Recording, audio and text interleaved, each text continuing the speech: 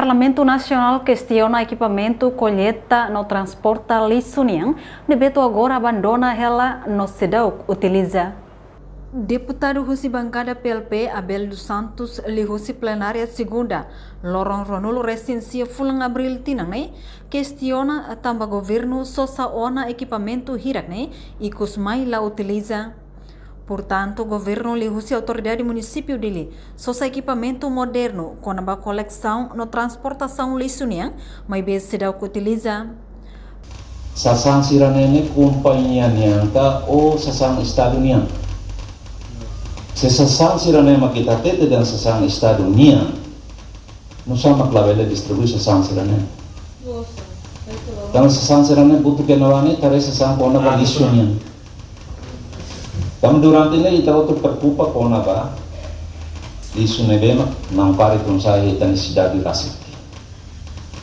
May be sasang sirane bema ka butuh kenawa apa ten lixo sirane.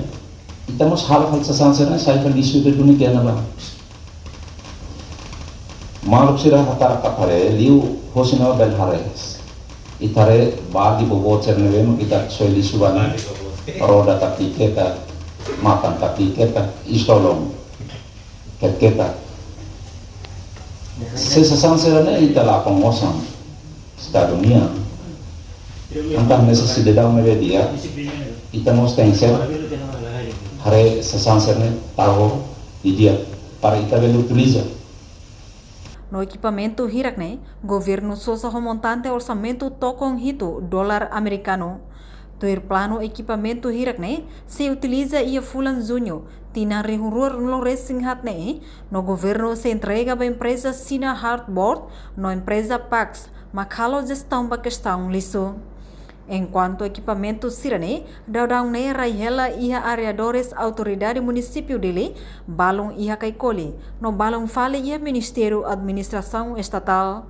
Reportagem Melda Fátima, Televisão Timor Post.